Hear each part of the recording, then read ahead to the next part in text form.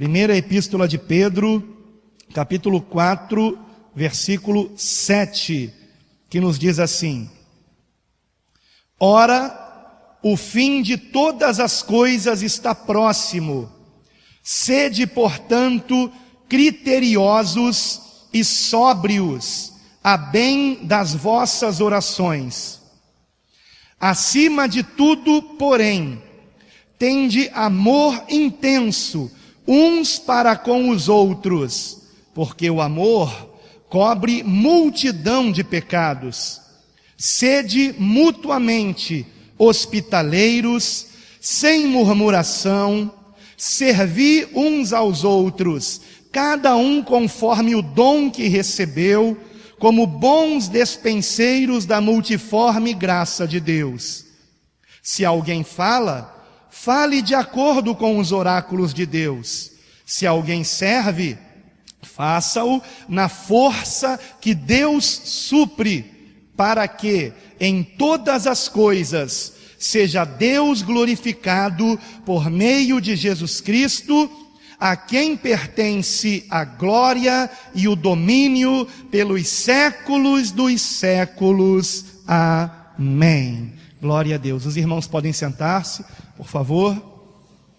Esta semana eu gostei muito de uma frase que eu vi na internet, mais especificamente no Facebook, uma imagem com uma frase que é a frase que vocês estão lendo aqui atrás de mim.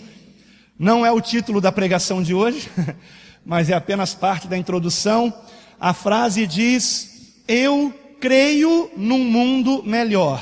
Porém, a letra E da palavra creio está riscada e a letra N da palavra num também está riscada. E com isso surge uma nova frase: eu crio um mundo melhor. Eu achei muito interessante, porque não basta crer num mundo melhor, é preciso fazê-lo melhor. É preciso que nós façamos a nossa parte. E eu coloquei isso no Facebook, compartilhei, e um grande amigo, que também é pastor, escreveu um comentário, e eu não sei exatamente se esse comentário foi uma crítica, ou se foi apenas para nos lembrar algo bíblico também, mas ele escreveu assim, dois versículos bíblicos. O primeiro: eu creio em novos céus e nova terra. E depois ele colocou outro versículo: esse mundo jaz no maligno. Ou o mundo jaz no maligno. Dá a impressão, né, de que é uma crítica, mas eu não estou aqui criticando esse pastor, até porque é uma pessoa maravilhosa, mas ele foi usado por Deus para que houvesse em mim um incômodo santo em relação a isso, porque eu penso que provavelmente esse comentário que ele escreveu, se não foi resultado do que eu vou dizer agora, pode ser que reflita uma realidade que acontece na igreja.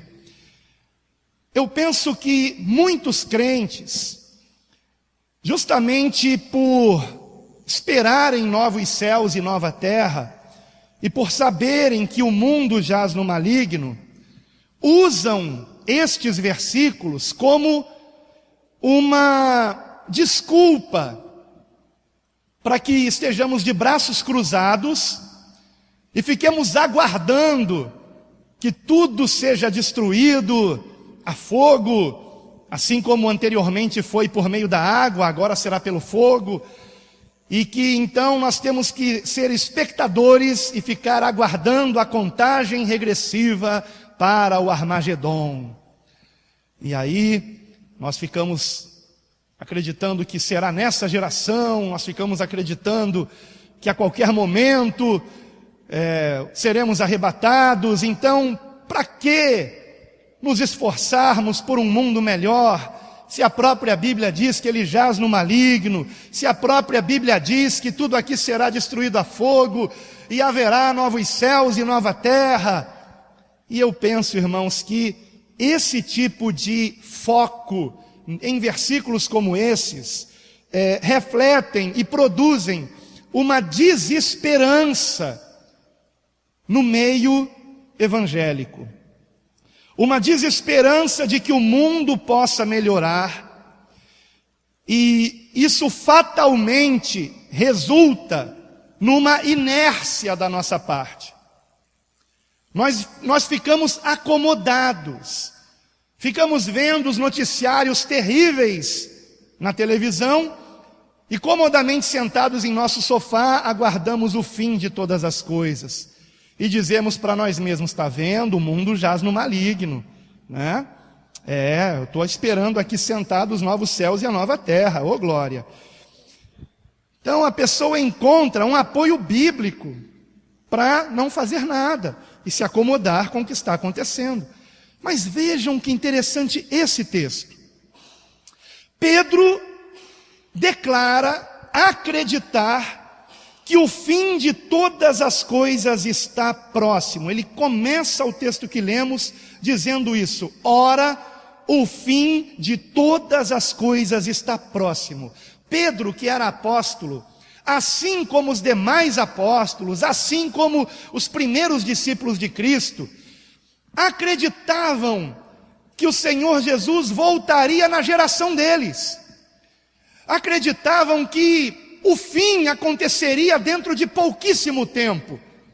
E verdade é, e graças a Deus por isso, que todas as gerações de cristãos sobre a face da terra têm essa ardente expectativa. E verdade é, irmãos, que para todos os cristãos que já faleceram, Jesus já voltou. Eu não estou dizendo com isso que ele não virá visivelmente, mas eu estou dizendo que é bom que tenhamos essa expectativa, que vivamos preparados para o nosso encontro com o Senhor, porque a qualquer momento ele acontecerá, seja por atacado, seja a varejo. Compreendem? Mas nós estaremos com o Senhor. Eu espero ir por atacado, mas se for no varejo também está bom. Agora, o que me surpreende nesse texto é que Pedro declara que o fim de todas as coisas está próximo, e logo a seguir, ele nos apresenta uma série de recomendações para que nos esforcemos em viver da melhor forma possível, o que fatalmente torna este mundo o quê? Melhor. Então Pedro diz assim, acima de tudo, versículo 8, tenham amor intenso uns para com os outros. Ora, o que há de melhor no mundo senão a prática do amor? O amor intenso uns para com os outros. E no versículo 9, sede mutuamente hospitaleiros, sem murmuração. Versículo 10, sirvam uns aos outros, cada um conforme o dom que recebeu, como bons despenseiros da multiforme graça de Deus. No versículo 11, se alguém fale de acordo com os oráculos de Deus. Se alguém serve, faça-o na força que Deus supre, para que em todas as coisas seja Deus glorificado por meio de Jesus Cristo, a quem pertence a glória e o domínio pelos séculos dos séculos. Amém. Ou seja, enquanto ele não volta, façamos desse mundo um mundo melhor. Graças a Deus por isso. Quase 2000 anos se passaram, o mundo não acabou ainda, muito embora eu também acredite que está próximo. Como todos os cristãos nos últimos 2000 anos também acreditavam que estava próximo, mas eu sei que eu estou certo. E eles também diziam a mesma coisa. Agora, o mundo não acabou, mas a palavra de Deus, que permanece eternamente, nos deixa essas recomendações. E glorificado seja Deus, porque recomendações como essa estão em toda a Bíblia. E é isso que tem feito deste mundo um mundo melhor. A palavra de Deus semeada em nosso coração. Portanto, não basta apenas crer num mundo melhor. Nós temos que criar um mundo melhor. E a palavra de Deus jamais usa como desculpa versículos como esse, o 7, que era uma opinião de Pedro, é importante dizer isso. O fim de todas as coisas está próximo. A palavra de Deus jamais usa esse tipo de previsão ou de avaliação, como por exemplo, o mundo jaz no maligno.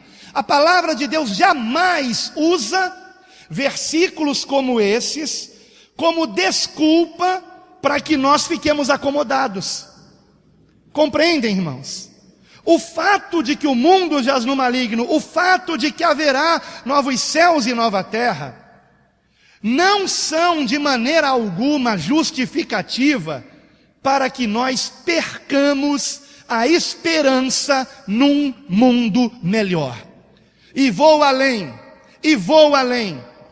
Se você tomar como referência a vinda de Cristo ao mundo, você verá que Jesus, ele não apenas dividiu o calendário em antes de Cristo e depois de Cristo. De fato, com a vinda de Cristo, esse mundo se tornou um lugar muito melhor para se viver. Muito melhor. Jesus foi o primeiro que se tem notícia, que valorizou as mulheres, por exemplo. E se não fosse Cristo, até hoje as mulheres seriam tratadas muito provavelmente como escravas, ou pior ainda, como animais. Jesus foi um dos primeiros, talvez o primeiro, a valorizar as crianças e valorizá-las de tal forma que colocou uma criança no meio dos discípulos e apóstolos e disse: se não vos tornardes como crianças, não entrareis no reino de Deus. Uau! E se hoje nós vemos as crianças tendo direitos, devemos a Jesus isso. Porque até então crianças que nasciam com algum defeito físico, ou eram vendidas ou eram abandonadas, porque as crianças não eram vistas como pessoas. Então Jesus traz uma reforma mundial, melhora esse mundo. Aonde entra o Evangelho, as pessoas se tornam mais felizes, porque se tornam livres. E é por isso que evangelizamos e ajudamos os missionários em países onde o Evangelho é proibido, porque nesses países as pessoas sofrem terrivelmente. Não tem paz, não tem alegria, não tem vida verdadeira, não tem vida abundante. E mesmo aqueles que vivem num país que ainda não é totalmente convertido, mesmo aqueles que não são convertidos, mas vivem num país alcançado pelo Evangelho, são beneficiados pelo Evangelho, por aquilo que ele trouxe em seu país, que é o caso do Brasil. A liberdade que temos aqui é algo invejado pela maioria dos países do mundo, especialmente a liberdade religiosa, a liberdade que temos para falar do amor de Deus. Então, meus amados, esse é o Evangelho. O Evangelho, não podemos esquecer, é a boa notícia de que em Cristo somos regenerados, transformados numa nova criação. Uma nova criação que traz para esse mundo a realidade do reino de Deus. Ora, se Jesus é o segundo Adão, e ele é o primogênito entre muitos irmãos, nós somos essa nova criação de Deus na face da terra. Compreendem, queridos? Cada um de nós somos regenerados pelo Espírito Santo de Deus para fazermos a diferença nesse mundo. Por isso Jesus disse: o sal não pode perder o sabor. Vós sois o sal da terra, vós sois a luz do mundo. Ninguém acende uma lâmpada e a esconde debaixo de uma cama, mas a coloca no lugar mais alto, para que todos vejam e sejam por ela beneficiados. Você reflete a luz de Deus nesse mundo. Cada um de nós. E este é o Evangelho. O Evangelho é a boa notícia de que o reino de Deus chegou na pessoa de Cristo Jesus, e em Cristo nós entramos no reino de Deus, vivemos espiritualmente no reino de Deus e trazemos para esse mundo o início do reino de Deus. Aleluia! Um dia ele será pleno. Ainda estamos nessa confrontação entre luz e trevas, mas um dia sim, haverá novos céus e nova terra, e habitaremos para sempre com o Senhor. No entanto, aquele que está em Cristo já habita para sempre com o Senhor. Aquele que está em Cristo já vive à destra do Pai juntamente com Cristo, muito acima de principados e potestades. Aquele que está em Cristo repreende demônios e os expulsa em nome de Jesus. Aonde ele chega, leva consigo a presença de Deus e a transformação da palavra de Deus. Você está em Cristo, você está em Cristo, você está nele, permanece nele, o ama, o recebe, vive no reino de Deus. Essa é a sua missão. Aonde você estiver, ser o fator gerador de uma transformação nesse mundo. A esperança desse mundo não são as UPPs. A esperança desse mundo não são os políticos. A esperança desse mundo não é a volta da ditadura. A esperança desse mundo não é a ONU. A esperança e única esperança desse mundo é Jesus Cristo. É a sua igreja. A esperança deste mundo somos nós. A esperança desse mundo é você. É você. Aleluia. Glória a Deus. Glória a Deus. E me preocupa quando eu vejo crentes desesperançados. Crentes de braços cruzados aguardando o fim. Comodamente. Não podemos ser assim, irmãos. Não perca a esperança. Não perca a esperança. Coincidentemente, eu estou lendo um livro que eu até mostrei para o missionário Jefferson, que evangeliza os muçulmanos, e eu mostrei um livro para ele que o título é O Jesus Muçulmano, onde ele mostra qual a visão dos muçulmanos acerca de Jesus. E ele mostra alguns provérbios muçulmanos que citam Jesus. E um deles é muito interessante porque de fato me ilustra aqui nessa mensagem. Diz que Jesus ia passando e viu um velho, um homem idoso, com uma pá, cavando a terra. E Jesus disse assim para o pai: Pai, tira do coração dele a esperança. E no momento em que Deus tirou a esperança do coração daquele homem idoso, imediatamente ele parou de trabalhar. Ficou sentado de cabeça baixa durante 1 hora. Depois de 1 hora, o Senhor novamente orou e disse: Pai, restitui a esperança no coração deste homem.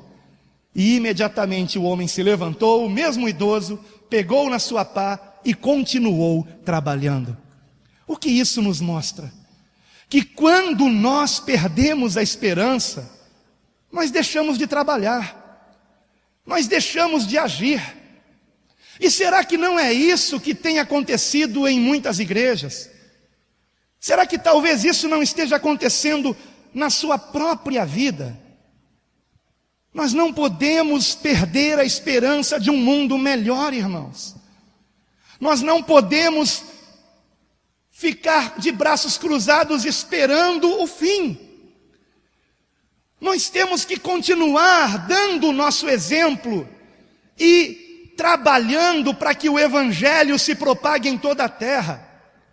Quando eu digo que Jesus é a esperança do mundo, eu digo com absoluta, com total certeza, porque nem UPPs, nem políticos, nem empresários, nem qualquer forma de governo desse mundo ou instituição tem o poder que só Jesus tem de entrar no coração do homem e de nele fazer uma reforma completa, de transformar um caráter por completo, de fazer com que um lobo se converta numa verdadeira ovelha de Cristo. Aleluia! Jesus é a esperança do mundo.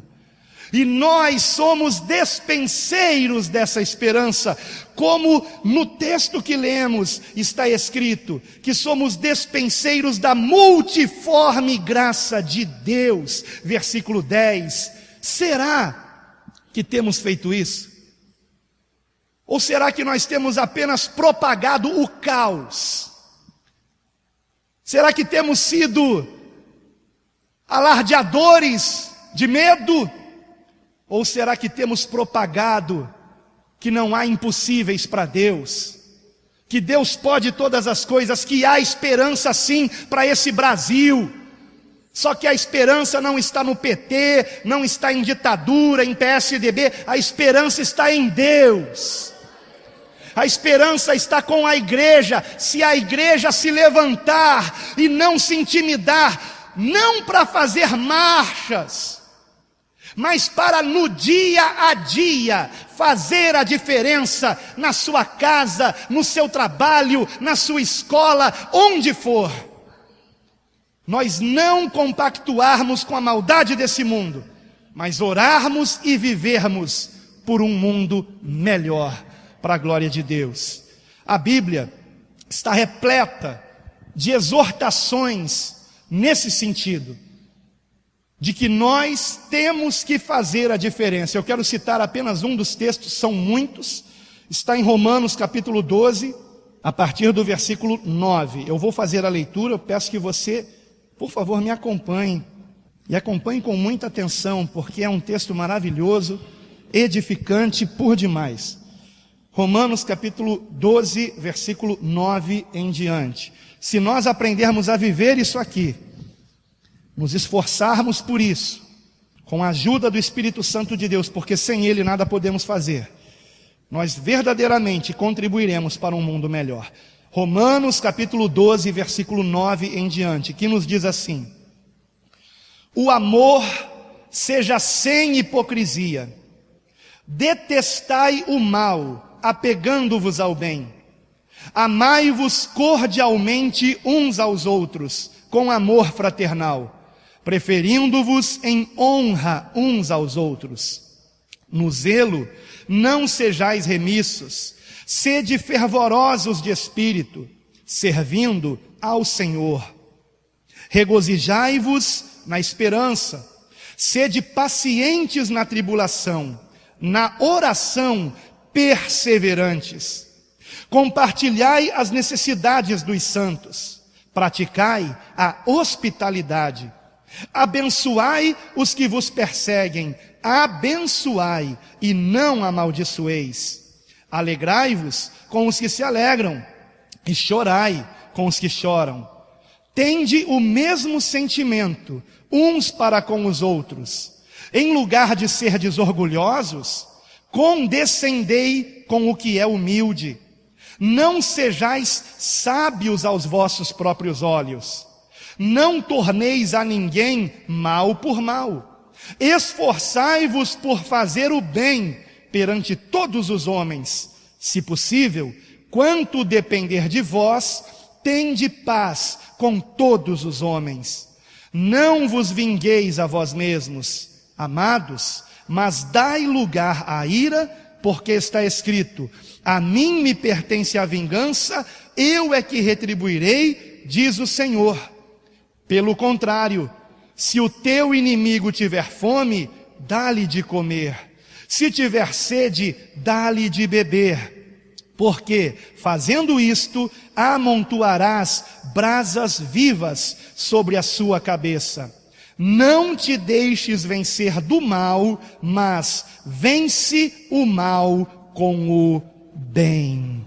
Aleluia! Vence o mal com o bem. O Evangelho é a boa notícia de que o bem vence o mal. O Evangelho é a boa notícia de que nós regenerados pelo Espírito Santo, trazemos uma nova realidade a esse mundo. Já antecipamos algo que no futuro será em sua plenitude. Já passamos da morte para a vida. Nós não viveremos com Deus após a morte, porque já vivemos agora e continuaremos com Ele por toda a eternidade. E isso é maravilhoso, irmãos. Vence o mal com o bem.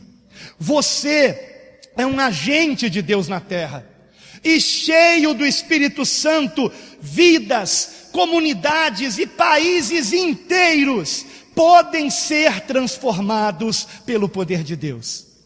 Eu pedi ajuda ao pastor Sandro para me mostrar em alguns livros, alguns relatos, que eu sei que ele tem muitos livros nesse sentido, de pessoas que, usadas por Deus, transformaram vidas, e não apenas vidas de uma forma aleatória, mas comunidades inteiras e até países inteiros. E eu queria ler apenas um desses exemplos, que se encontra neste livro, O Melhor de Deus para a Sua Vida, livro de Hernandes Dias Lopes, na página 97. Ele fala a respeito de um jovem chamado Evan Roberts. Na verdade, eu li outros textos também, mas esse eu ainda achei mais resumido, mais completo. E ele diz assim, preste atenção por favor, olhe para mim para você não se distrair.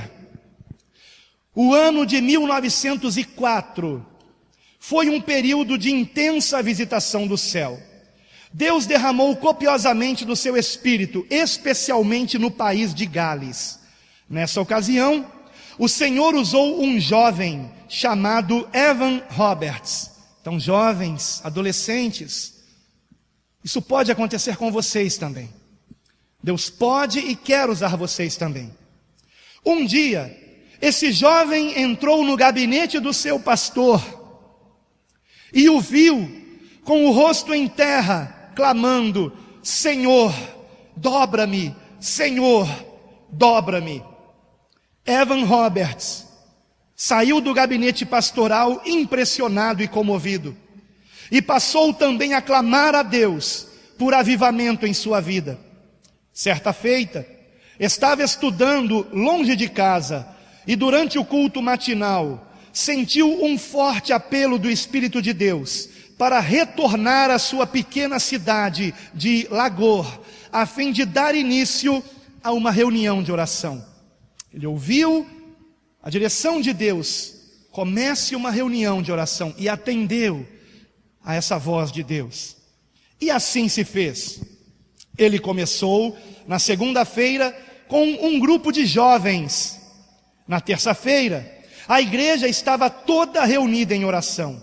Na quarta, havia uma multidão sedenta buscando o Senhor. Uma sede intensa de Deus tomou conta da cidade. As reuniões de oração avançavam madrugada adentro. No sábado, o comércio fechou, pois todo o povo estava tomado por um profundo senso da presença de Deus e uma urgente necessidade de buscar o Senhor. Naqueles dias, o sopro do Espírito se espalhou por várias cidades do país. Milhares de pessoas foram atraídas a Cristo de modo irresistível. Houve mudanças profundas na vida do povo. Os estádios de futebol ficaram vazios nos domingos. Os prostíbulos começaram a fechar as portas, porque as prostitutas se convertiam e porque não haviam mais clientes também. As boates se esvaziaram, porque todos estavam sedentos das coisas do céu, e não mais de álcool. Em apenas 6 meses, cerca de 100.000 pessoas foram salvas no país de Gales. 6 meses. Naquilo que começou no coração de um jovem, comovido com a oração do seu pastor, com o que ele clamava a Deus, e ele se dispôs a ser esse canal de Deus, a atender o chamado de Deus. E o mover de Deus começou como um estopim e se alastrou por todo o país. Aquele poderoso avivamento espiritual foi marcado pela oração, testemunho e louvor. Do país de Gales ele se espalhou para outros países e coisas tremendas aconteceram pela intervenção livre e soberana de Deus. Aleluia! Através de nós, Deus muda a realidade desta terra. E mais uma vez Ele quer fazer isto. Isto que aconteceu no início do século passado, oremos para que no início desse século se repita. Avivamentos assim já aconteceram no país de Gales, na Escócia, na Nova Inglaterra, Estados Unidos, e enfim, aconteceram em tantos lugares no mundo, mas eu nunca ouvi disso no Brasil. Mas eu quero que aconteça no Brasil, eu quero que aconteça nessa nação. E uma coisa me anima: sempre antes de um grande avivamento, o que antecede o grande mover de Deus na igreja, o despertar dos discípulos de Cristo para que se levantem e orem e preguem o Evangelho, sempre é o caos social. Sempre antes de um avivamento, a violência está de uma forma desenfreada, a prostituição, as drogas, sempre. E nós estamos nesse momento, no momento de darmos início e testemunharmos um grande avivamento nesse país. Pessoas drogadas se convertendo, bandidos se rendendo a Cristo, entregando suas armas, seus fuzis diante do altar de Deus. Nós estamos diante desse momento de vermos pessoas trocando as drogas pelo poder que há no Espírito Santo de Deus. Aleluia! Creia nisso e crie isso.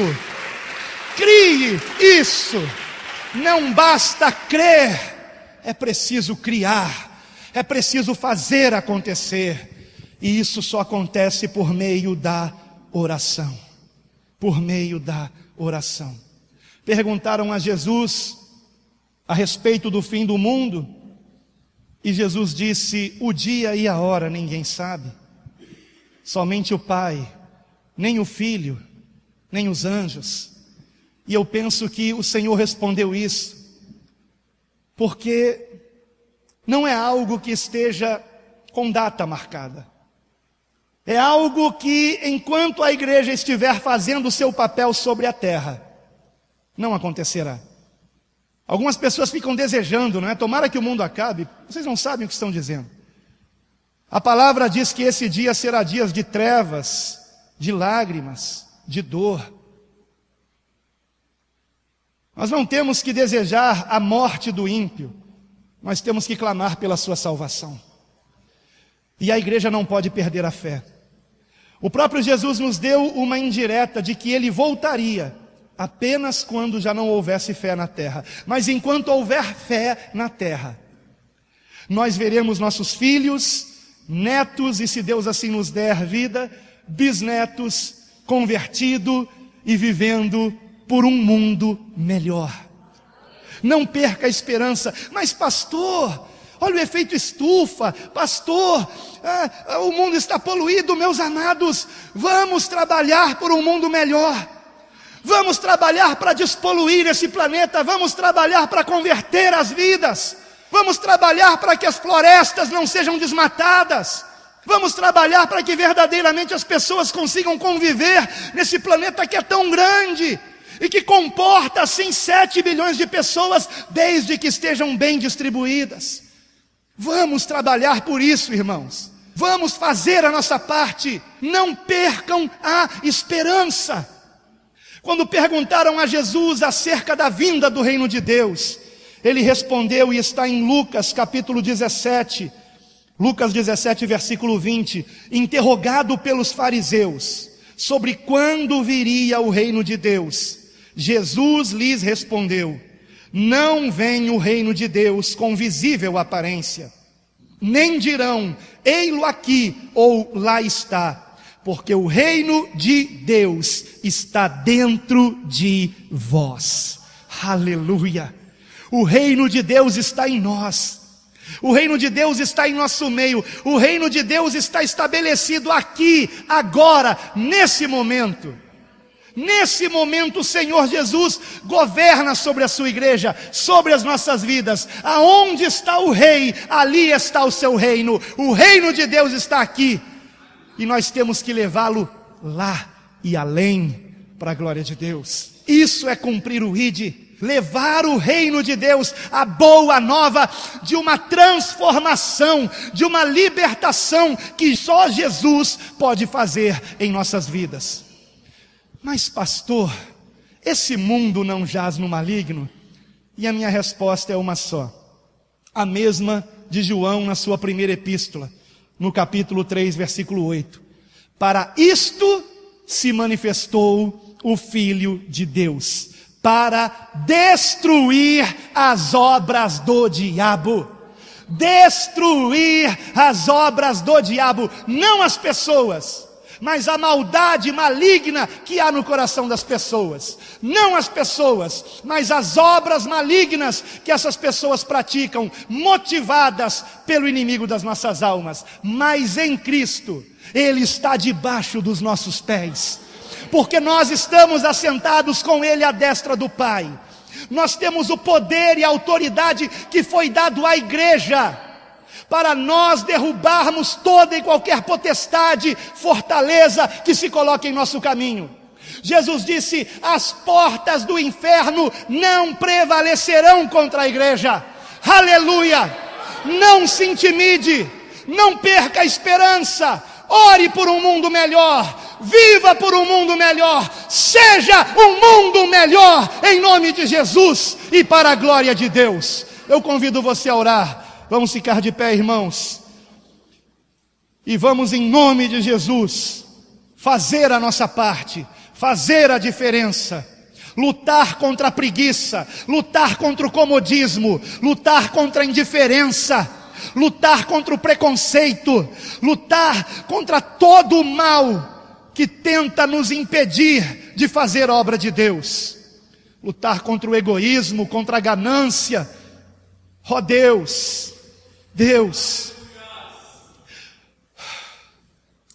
estamos cansados de ficar com os braços cruzados, Pai, mas aqui estamos nós reconhecendo que se não orarmos, nada acontecerá. Se não lutarmos em oração, buscando humildemente o Teu revestimento de poder que o Senhor nos deu para destruir as obras do diabo, em nome de Jesus.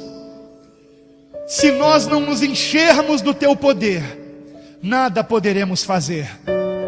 Por isso, Pai, a minha oração, a oração de todos aqui, é que nós saiamos do comodismo, Pai, e estejamos, ó Deus, fazendo a nossa parte.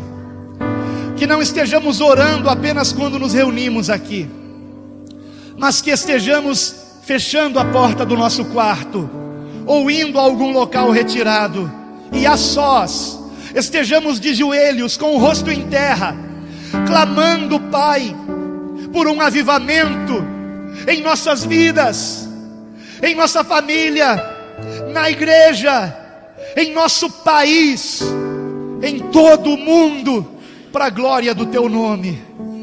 Ó Deus e Pai, que não percamos a esperança de que o bem vence o mal, que não estejamos compactuando com as ideologias deste mundo, mas que continuemos semeando a Tua palavra, o Evangelho, que é o único poder que transforma vidas, que muda sociedades inteiras, Pai. Pai, ó Deus, que não percamos o foco, que estejamos sendo a Bíblia que o mundo lê.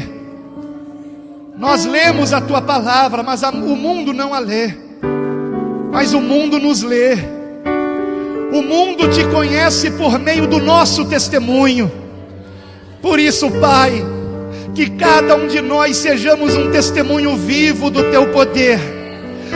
Que cada um de nós estejamos, ó Deus, nos disponibilizando para levar o Teu amor, a Tua paz, a fé, a mansidão, a humildade, para levarmos, ó Deus, a alegria da salvação aos corações que ainda não Te conhecem, Pai. Pai, usa-nos, ó Deus, transforma-nos, ó Pai. Nós nos rendemos a Ti, nos rendemos a Cristo Jesus e clamamos por essa transformação. Senhor, transforma-me, Pai, me torna uma nova criatura, que eu seja parte da Tua nova criação, que esta seja a oração de todos aqui, Pai, que sejamos regenerados pelo Teu Espírito Santo, que fala conosco por meio da Tua palavra, que a Tua boa semente em nós produza vida e vida em abundância, e as obras do diabo sejam destruídas para sempre, em nome de Jesus. Aonde havia ódio, que haja amor. Aonde havia dúvida, que haja fé. Aonde havia tristeza, que haja alegria. Aonde havia o mal, que agora o bem prevaleça, para a glória do Teu nome. E que cada um de nós sejamos agentes que cumpram o seu papel na expansão do reino de Deus na terra, para a Tua glória, em nome de Jesus. E todos digam: e graças a Deus. Louvado seja o nome do Senhor. Graças a Deus.